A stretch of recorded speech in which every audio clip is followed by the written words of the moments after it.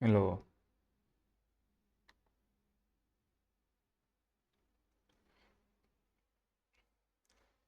वैश्वीकरण अध्याय 6 लघु उत्तरीय प्रश्न और दीर्घ उत्तरीय प्रश्न में आप सबों का स्वागत है। तो हम इस पे ही सीमित रहते हैं, अलग अलग वीडियो में अलग अलग चीज़ों पर बात करेंगे। तो क्वेश्चन और आंसर की ओर बढ़ते हैं, देखते हैं हमारा क्या पहला क्वेश्चन है। वैश्वीकरण से आप क्या समझते हैं, समझा चुके हैं। विश्व से जुड़ा वैश्वीकरण मतलब विश्व, वैश्वीकरण मतलब विश्व। तो वैश्वीकरण एक ऐसी प्रक्रिया है जिसमें दुनिया की अलग अलग अर्थव्यवस्था आपस में समन्वित होती है। इस प्रक्रिया के माध्यम से समान प्रौद्योगिकी और मानव संसाधनों का सहज प्रभाव होता है। अब अर्थशास्त्री बैंको निकोलिव के अनुसार वैश्वीकरण का मतलब यह है पूंजी, समान प्रौद्योगिकी और यहाँ तक कि लोगों के विचारों का भी मुक्त प्रसार होना। चलो इसको समझते हैं क्या कहता है। वैश्वीकरण अमेरिका, ये गूगल कंपनी है, बार बार मैं बताया हूँ, उसकी सेवा हम यहाँ ले रहे हैं, हमारे इंजीनियर की सेवा वो ले रहा है। ठीक है। ऑयल जो है, पेट्रोल डीजल हमारे यहाँ भी होता है लेकिन कम होता है। तो पेट्रोल डीजल क्या होता है, सऊदी अरबिया से, गल्फ के कंट्री से हमारे यहाँ आता है। और हम अपने यहाँ से क्या भेजते हैं, अपने यहाँ से पानी भेजते हैं, है ना। अलग अलग कृषि उत्पाद भेजते हैं क्योंकि वहाँ मरुस्थल है तो वो नहीं उपजता है। तो यही क्या है, वैश्वीकरण हुआ, एक विश्व के उत्पाद का दूसरे विश्व के उत्पाद में जाना, मानव का भी, सूचना का भी। तो ये सब क्या हो गया, वैश्वीकरण हो गया। प्रश्न नंबर 2, बहुराष्ट्रीय कंपनी किसको कहते हैं। बहु मतलब ज्यादा, राष्ट्र मतलब अनेक देशों में। जो कंपनियां एक देश से ज्यादा दूसरे देशों में काम करती है उसको हम लोग बहुराष्ट्रीय कंपनी कहते हैं। एक प्रसिद्ध कंपनी जो अपने मूल्य देश के बाहर अन्य देशों में भी कारखाना स्थापित करती है और वहां उत्पाद करती है उसे हम बहुराष्ट्रीय कंपनी कहा जाता है। जैसे फोर्ड मोटर्स, अभी फोर्ड, सैमसंग, इसको हटा, सैमसंग कहाँ है, कोरिया की कंपनी है, लेकिन हमारे देश में भी इसका यूनिट है। तो ये क्या हो गया, बहुराष्ट्रीय कंपनी हो गया। अभी जैसे अपना टाटा मोटर्स अपने देश का है और ब्रिटेन में भी इसके कारखाना है, तो ये क्या हो गया, बहुराष्ट्रीय कंपनी हो गई। क्लियर हो गया।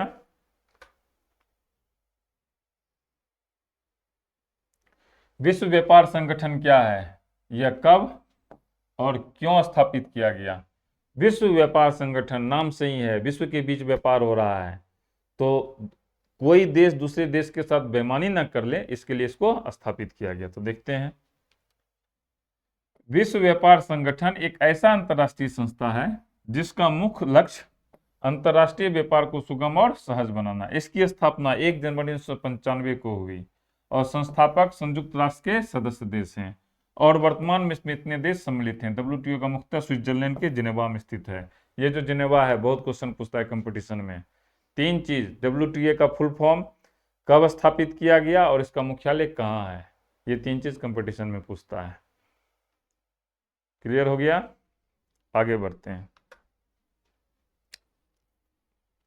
प्रश्न नंबर 4, भारत में सन 1991 के आर्थिक सुधारों से आप क्या समझते हैं। देखो, हमारा जो देश था, ईस्ट इंडिया कंपनी जो थी ना, वो क्या किया था ना, अपने देश को गुलाम बना लिया था। तो जब हमारा देश आज़ाद हुआ तो हमने क्या किया, प्राइवेट कंपनियों को नकेल कस के रखा। तो उसके कारण क्या हुआ ना कि अपने देश में जो है उस तरह के सुधार नहीं हो पाए और हमारा देश प्रगति नहीं कर पाया। तो 1991 में डॉक्टर मनमोहन सिंह जो भारत के प्रधानमंत्री थे, वो उस समय शास्त्री थे, तो उनके प्रयासों से अपने देश में काफी सुधार हुए। तो हम उसी के बारे में इसमें पढ़ते हैं। तो देखो क्या हुआ, सरकारी व्यय आय से अधिक हो गया था, जो हमारे जो खर्चा था देश का वो ज्यादा हो गया, तो हमारी आमदनी कम थी। तो इसके बाद क्या हुआ, इसके कारण क्या हुआ, अपने सामानों की कीमतें बढ़ने लगी। तो जब सामान की कीमतें बढ़ने लगी तो हमको आयात को बढ़ाना पड़ा, निर्यात में कमी आने लगी।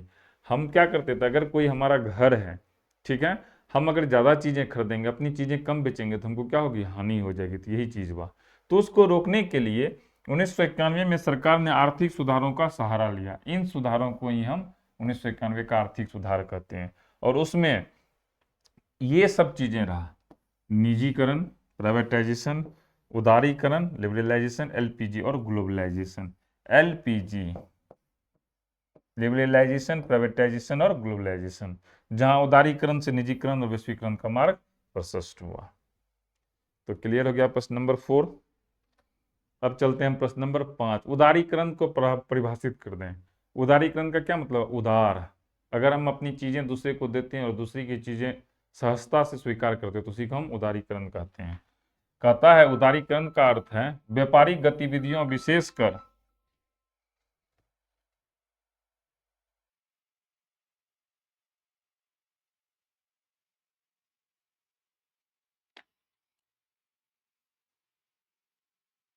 प्रश्न नंबर है 6, निजीकरण से आप क्या समझते हैं?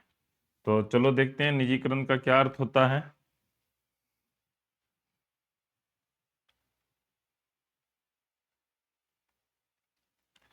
तो कहता है निजीकरण का अर्थ है सार्वजनिक क्षेत्र के उद्यमों में निजी सेक्टर के उद्यमों के हाथों को सौंप देना, चाहे वह पूर्ण स्वामित्व हो या आंशिक। निजीकरण जो सरकार का चीज है ना, उसमें हमने क्या किया, प्राइवेट व्यक्ति को उसके अंदर घुसा दिया, तो उससे क्या होगा, निजीकरण हो जाएगा। जैसे अभी बैंक में क्या चल रहा है, जो सरकार की हिस्सेदारी है जिसे 100% है, तो सरकार ने क्या किया, 20% इसको बेच दिया, तो ये आंशिक निजीकरण हुआ। और पूर्ण स्वामित्व क्या हुआ, एयर इंडिया जो कि सरकार की कंपनी थी, सरकार ने इसको क्या किया, टाटा को पूरी तरह से बेच दिया, तो इसको हम क्या कहते हैं, पूर्ण स्वामित्व वाला, इसी को निजीकरण कहते हैं। उसके बाद क्या है, इस प्रक्रिया में निजी सेक्टर के उद्यमी अपने प्रबंधन कौशल और अनुभव का प्रयोग करते हुए सार्वजनिक क्षेत्र के उद्यमों की कार्यकुशलता में सुधार और उत्पादन में वृद्धि करने की कोशिश करते हैं। ऐसी आवश्यकता सरकार को कब पड़ती है, ऐसी आवश्यकता सरकार को तब पड़ती है जब सरकारी सेक्टर में काम करने वाले जो कर्मचारी होते हैं वो ठीक से काम नहीं करते हैं, ठीक है, वो बिना काम का सरकार से तनख्वाह लेते हैं। तो होता क्या है कि जब हम इसका निजीकरण करते हैं तो वो अपने प्रबंधन कौशल और अनुभव से, उनको जो काम चलाने का जो क्षमता है और उन्होंने जो सीखा है उसके आधार पर वो क्या करते हैं, कर्मचारियों की कार्यकुशलता में सुधार करते हैं। इस तरह का कोशिश कब शुरू हुआ, 1991 में भारत सरकार ने उदारीकरण के साथ साथ निजीकरण की नीति को भी प्रस्तुत किया। तो 6 नंबर क्वेश्चन हो गया। अब हम लोग बढ़ते हैं 7 नंबर क्वेश्चन की ओर। देखते हैं 7 नंबर क्वेश्चन हमारे पास क्या है। तो हम लोग लॉन्ग आंसर क्वेश्चन की ओर बढ़ते हैं। लॉन्ग आंसर क्वेश्चन में देखते हैं हमारे पास पहला क्वेश्चन क्या है। तो पहला क्वेश्चन हमारे पास है, बहुराष्ट्रीय कंपनियां वैश्वीकरण में कैसे मुख्य भूमिका निभा रही है। बहुराष्ट्रीय कंपनी, जो कंपनियां एक से ज्यादा देश में होती है, वैश्वीकरण में यानी पूरे विश्व को जो है ना हमने एक यूनिट मान लिया, तो उसमें कैसे मुख्य भूमिका निभाएगी। तो चलो देखते हैं। कोई भी बहुराष्ट्रीय कंपनियां क्या करती है, विभिन्न देशों में अपने उत्पादन संयंत्र स्थापित करके वैश्वीकरण की प्रक्रिया में सक्रिय भूमिका निभा रही है। बहुराष्ट्रीय कंपनी, तो उन्होंने क्या किया, एक से ज्यादा देशों में अपनी कंपनियां को बैठाया और एक देश से उत्पाद को दूसरे देश में भेजा और दूसरे देश से उत्पाद को इस देश में लाया। इस तरह से वो करते हैं। इससे पहले वे स्थानीय संसाधनों जैसे कि कच्चा माल, श्रमिक बल और अन्य परिस्थितियों का मूल्यांकन करते हैं। साथ ही वे स्थानीय बाजार की संभावनाओं का आकलन करते हुए जनसंख्या के घनत्व और आर्थिक स्थिति को भी महत्वपूर्ण मानते हैं। अब उदाहरण के रूप में देखो, भारत में मोबाइल सबसे ज्यादा बिक रहा है ना। तो सैमसंग कंपनी क्या की, स्थानीय संसाधनों को देखी, क्या देखी कि कच्चा माल, क्या मोबाइल बनाने के लिए जितनी चीजें चाहिए वो भारत में उपलब्ध है, था उपलब्ध है। श्रमिक बल, हाँ यहाँ सस्ता बल है। और अन्य परिस्थितियों का मूल्यांकन, क्या वो अगर कंपनी बनाती है तो ऐसा तो नहीं है उससे कानून व्यवस्था का सामना करना पड़ेगा, इन सभी का मूल्यांकन करती है। फिर ये देखती है कि वहां पर भी उसका माल बिकेगा कि नहीं, ये सारा चीज देखती है। वे देश जहां कच्चा माल और सस्ता श्रम उपलब्ध होता है, साथ ही घनी उपभोक्ता भी होते हैं, वहां बहुराष्ट्रीय कंपनी प्राथमिकता से कारखाने स्थापित करती है।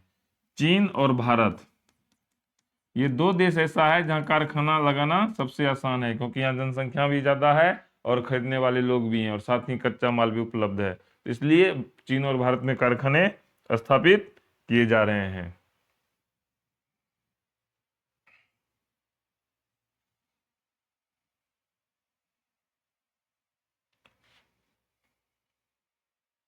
जैसे फोर्ड मोटर्स, एक प्रतिष्ठित अमेरिकी कंपनी ने भारत में अपनी सुविधा अनुसार कारखाना स्थापित किया है।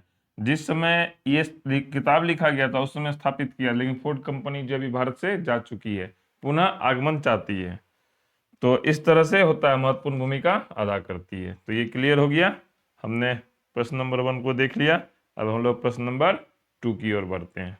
देखते हैं हमारे पास प्रश्न नंबर 2 क्या है। गुड, वैश्वीकरण का बिहार पर पड़े प्रभावों को बताएं।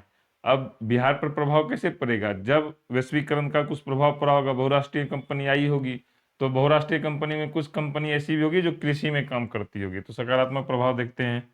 कृषि उत्पादन में वृद्धि हो गया। कृषि उत्पादन में वृद्धि किसे हो गया, बहुराष्ट्रीय कंपनी ने क्या किया, जो बीज होता है वो उन्होंने अच्छा उत्तम क्वालिटी का दिया, उर्वरक मिलने लगा, और फिर वो कंपनियां क्या की, जो यहाँ पर जो उत्पादन होता था उसको खरीद करके दूसरे देशों में उन्होंने उसको बेचा। तो देखा गया कि 1980-83 में बिहार में जहाँ प्रति हेक्टेयर औसत मूल्य 3,680 रुपये था, वही 1992-95 में कितना हो गया, 5,668 रुपया हो गया। दूसरा चीज देखते हैं क्या हुआ, थोड़ी देर पहले हमने बताया उपज बढ़ा। तो जब उपज बढ़ा तो वही बहुराष्ट्रीय कंपनियों ने क्या किया, उसी उपज को खरीद लिया दूसरे देशों में बेचने के लिए। तो निर्यात में क्या हुआ, वृद्धि हो गया निर्यात। और जैसे ही इस देश में बने हुए सामान दूसरे देश में बिकना शुरू करेंगे तो फिर क्या होगा, आय में वृद्धि होगी। क्या होगा, निर्धनता में कमी आएगी, और निर्धनता में क्या हो गया, कमी आ गई। और इस तरह से क्या हुआ, अंतर्राष्ट्रीय स्तर के उपभोक्ता सामान की प्राप्ति हुई। जब हमने अपने सामान को दूसरे देश में बेचना शुरू किया तो दूसरे देश के भी सामान को हमने खरीदना शुरू किया। यहाँ आधा है, आधा नीचे है, तो देखते हैं वो आधा नीचे में क्या है। आधा हमने पढ़ लिया है, चलो हम आधा देखते हैं। आधा हमारे पास और क्या है, हमने सकारात्मक प्रभाव पढ़ लिया, अब हम क्या पढ़ेंगे, नकारात्मक प्रभाव पढ़ेंगे। अब हम क्या पढ़ेंगे, नकारात्मक प्रभाव। कहता है कृषि और संबंधित उद्योगों की अनदेखी। अब क्या हुआ ना कि हमारा जो भारत है, यहाँ बिहार है, यहाँ पर क्या है, उर्वरक जमीन ज्यादा है, लेकिन हम ऐसा क्या हुआ ना कि यहाँ जो सस्ता श्रम था और जमीन की उपलब्धता थी, तो अब पूर्णिया में इथेनॉल फैक्ट्री बन गया है। ये फैक्ट्री हम दूसरी जगह भी लगा सकते थे, लेकिन हमने क्या किया, उर्वरक जमीन पे ही लगा दिया। तो इससे क्या हो गया कि जो कृषि और जो से संबंधित उद्योग है उसकी अनदेखी होने लगी। रोजगार पर प्रतिकूल प्रभाव। जब कंपनियां को हमने यहाँ पर लगाया तो ऐसा क्या हुआ कि हम दूसरे यहाँ के लोगों को रोजगार मिला। तो उसी तरह से कुछ कंपनियां ऐसी थी जो उत्तर प्रदेश में लग गई, कुछ कंपनियां ऐसी थी जो बेंगलोर में लग गया। बेंगलोर में अभी आईटी सेक्टर है, ठीक है, इसको सिलिकॉन वैली ऑफ इंडिया कहा जाता है बेंगलुरु को। तो अब ऐसा हुआ कि बिहार के सारे इंजीनियर क्या किए, बेंगलुरु जाके काम करने लगे, क्योंकि कंपनियां तो वहां बैठी हुई। तो उससे क्या हुआ, उससे रोजगार पर प्रतिकूल प्रभाव पड़ा। पहले यहाँ कुटीर उद्योगों का संचालन होता था, परंतु मल्टीनेशनल कंपनियों के प्रोत्साहन से क्या हुआ, स्थानीय स्तर पर इनकी मांग में कमी आ गई।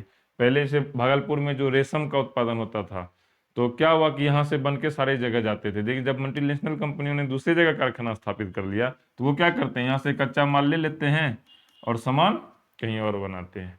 तो इससे क्या हुआ, रोजगार पर प्रतिकूल प्रभाव पड़ा। मूलभूत संरचनाओं की कमी। जब यहाँ से बहुत सरकार ने बहुत प्रयास किया, फिर भी मूलभूत संरचनाओं की क्या है, कमी है। और फाइनली क्या है, निवेश में कमी। जब कंपनियां दूसरी जगह बैठने लगेगी तो क्या आ जाएगा, निवेश में कमी आ जाती है। तो हमने इस क्वेश्चन को भी देख लिया, प्रश्न 1 और प्रश्न 2 हमारा समाप्त हो गया। अब हम चलते हैं प्रश्न नंबर 3 की ओर। 2 स्लाइड में है, स्लाइड 1 और स्लाइड 2। अब कहता है वैश्वीकरण के पक्ष में तर्क दें। अब हमको क्या करना है, ग्लोबलाइजेशन के पक्ष में बोलना है कि इससे हमारे देश पर क्या अच्छा प्रभाव पड़ा। तो चलो देखते हैं। प्रत्यक्ष विदेशी निवेश को बढ़ावा। प्रत्यक्ष और अप्रत्यक्ष। प्रत्यक्ष का मतलब हुआ सामने सामने, और प्रत्यक्ष का मतलब हुआ पीछे से। तो प्रत्यक्ष विदेशी निवेश हुआ जब कोई कंपनी अपने देश में बैठेगी तो उसको जमीन चाहिए, फिर वो क्या करेगी, बिल्डिंग बनाएगी और लोगों को रोजगार देगी, नौकरी देगी। तो ये सारा चीज करने के लिए कंपनियां को क्या लगाना होगा, भारत में पैसा लगाना होगा। तो क्या होगा, इससे क्या होगा, विदेशी निवेश आएगा। अगर अमेरिकी कंपनी भारत में कारखाना बनाने के लिए आती है तो यहाँ पर पैसा किसका लगेगा, अमेरिकी कंपनी का लगेगा, यानी अमेरिका से पैसा भारत आया, प्रत्यक्ष विदेशी निवेश आया। प्रतिस्पर्धी क्षमता में सुधार। अभी तक क्या है, मान लो हमारे यहाँ एक कंपनी है टाटा। टाटा भी क्या करती है, गाड़ी वहाँ बनाती है ना, गाड़ी बनाती है। और कंपनी आई फोर्ड। फोर्ड के आने से पूर्व टाटा मोटर्स की जो गाड़ियां थी वो खराब थी, ठीक से नहीं चलती थी, ठीक है, ये ना ही इनका सर्विस अच्छा था कस्टमर के प्रति। जब फोर्ड मोटर्स आया तो इनकी गाड़ियां अच्छी थी, तो फिर टाटा मोटर्स को क्या करना पड़ा, अपनी गाड़ियां अच्छी बनानी पड़ी। तो प्रतिस्पर्धा में क्या हुआ, सुधार हुआ। इससे क्या हुआ, इससे प्रगति हुआ। इससे क्या हुआ, प्रगति हुआ। नई प्रौद्योगिकी का समर्थन। जब फोर्ड मोटर्स भारत में आई तो इन्होंने क्या किया, नई टेक्नोलॉजी लाया, नई प्रौद्योगिकी लाया। तो इसको देख करके टाटा मोटर्स ने भी क्या किया, अपने यहाँ नई प्रौद्योगिकी की शुरुआत की। तो क्या हुआ, नई प्रौद्योगिकी का समर्थन हुआ। और ग नंबर क्या है, सर्वोत्तम उपभोक्ता सम्मान की प्राप्ति। अब देखो, जब अच्छी गाड़ियां बनने लगी तो किसको फायदा हुआ, जो आम जन है, हम लोग जैसे लोगों को फायदा हुआ, जिन्होंने जो गाड़ियां खरीदते थे। तो हमने एक स्लाइड में इसको पढ़ लिया है। अब हम दूसरे स्लाइड में देखते हैं हमारे पास क्या है। गुड। अब हम लोग चलते हैं 5वां नंबर में, अंग नए बाजारों की पहुंच। जब यहाँ पर गाड़ियां बनने लगी तो हम कोशिश करने लगे कि हमारा जो गाड़ी है वो दूसरे जगह भी बिके। तो हमने बिहार में रोड बनाया, बिहार के सुदूर ग्रामीण इलाके के भी लोग गाड़ियों को खरीदने लगे। बगल में नेपाल है, हम वहां पर भी गाड़ियों को बेचने लगे। कंपनियां क्या करने लगी, वहां पर गाड़ियों को बेचने लगी। उत्पादन और उत्पादकता में सुधार। जब कई कंपनियां आई तो उत्पादन बढ़ गया और जो क्वालिटी था सामान का वो भी अच्छा हो गया। बैंकिंग और वित्तीय क्षेत्र में सुधार। अब जहां कारखाना खुलता है तो वहां तुरंत बैंक पहुंच जाता है लोन देने के लिए। क्या देने के लिए, लोन देने के लिए। बैंक चाहती है मैं भी उसे कुछ पूंजी दे करके उसके मुनाफे में से कुछ अपने ब्याज के रूप में कमा लूं। तो क्या हुआ, बैंकिंग क्षेत्र में सुधार हुआ। और फाइनली मानवीय पूंजी की क्षमता में विकास। सबसे बड़ा पूंजी कौन है, मानव सबसे बड़ी पूंजी होती है। अब जो व्यक्ति घर में बैठा रहता था अब वो काम करने लगा, तो ये जो मानव की जो पूंजी है उसमें क्या हुआ, विकास हो गया। तो वेरी गुड, हमने प्रश्न 3 को भी समाप्त कर दिया। अब हम आगे बढ़ते हैं। क्या है हमारे पास है प्रश्न नंबर 4। वैश्वीकरण का आम आदमी पर पड़े प्रभावों की चर्चा कीजिए। इसको अब हम लोग देखने जा रहे हैं। कहता है कुछ सकारात्मक और कुछ कुछ क्या पड़ा, नकारात्मक प्रभाव पड़ा। तो सकारात्मक प्रभाव में देखते हैं क्या सब शामिल है। सुलभता से मिलने वाले आधुनिक संसाधन। सबसे पहले सकारात्मक देखते हैं। आधुनिक संसाधन, जब अमेरिका की कोई कंपनी आएगी तो जो सामान अमेरिका में उपलब्ध था वो कहाँ आ गया, भारत में आ गया। तो आधुनिक संसाधन क्या हुआ, हमें आसानी से मिलने लगा। रोजगार की संभावनाओं में वृद्धि। अब क्या था, हमारे यहाँ सिर्फ टाटा मोटर्स थी, जब फोर्ड मोटर्स आ गया तो उन्होंने क्या किया, उन्होंने भी लोगों को रोजगार दिया। तो रोजगार में क्या हो गया, वृद्धि हो गया। 2 हमने देख लिया। आधुनिक प्रौद्योगिकी की सुलभता, अमेरिका की टेक्नोलॉजी भारत आ गई तो इससे हमें टेक्नोलॉजी भी मिला। तो क्लियर हो गया प्रश्न नंबर 4। अब हम लोग आगे बढ़ते हैं प्रश्न नंबर 5 की ओर। प्रश्न नंबर 5 इसमें नहीं है, asanbiharboard.co.in है, ये एक वेबसाइट बनाई गई है मेरे द्वारा। आप वहां जाएं, टेस्ट दें, नंबर्स है, कोई दिक्कत होता है तो आप हमें मैसेज करें। तो इस वीडियो में इतना ही रहने देते हैं। इस और आप लोगों को सफलता प्रदान करें। धन्यवाद।